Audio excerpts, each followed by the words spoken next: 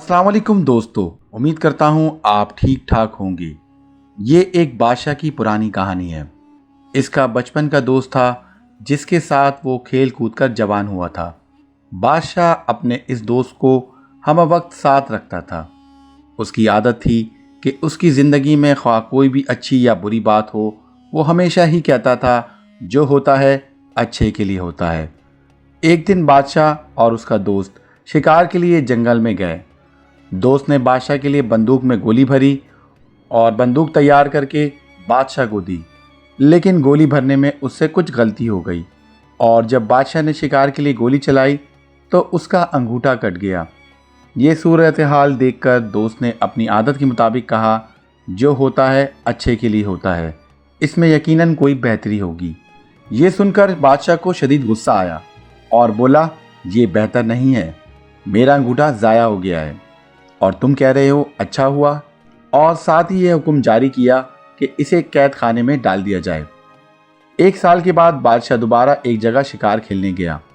वहां बदकिस्मती से उसे आदमखोर जंगलियों ने पकड़ लिया और अपने इलाके में ले गए। उन्होंने बादशाह के हाथ बांध दिए।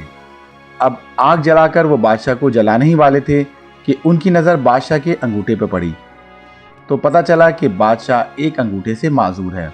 वहमी और तोहम परस्त कौम होने की वजह से वो किसी नामुकम्मल इंसान को नहीं खाते थे, लिहाजा उन्होंने बादशाह को रिहा कर दिया।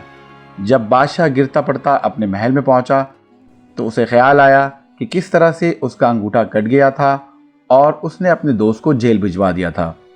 फौरन उसने अपने लोगों को हुक्म दिया कि इसके दोस्त को बाइज्जत दरबार में पेश किया जाए।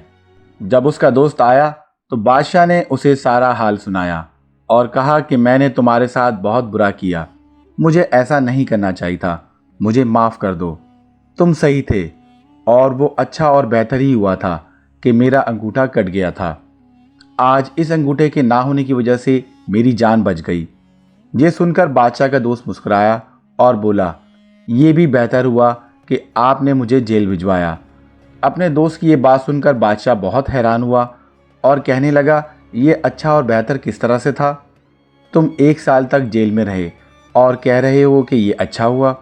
दोस्त मुस्कुरा के बोला, हाँ अच्छा हुआ और बहुत बेहतर हुआ कि अगर मैं जेल में ना होता तो यकीनन मैं तुम्हारे साथ होता और जंगली अब तक मुझे हड़प कर चुके होते, क्योंकि मेरा अंगूठा सही सालम है।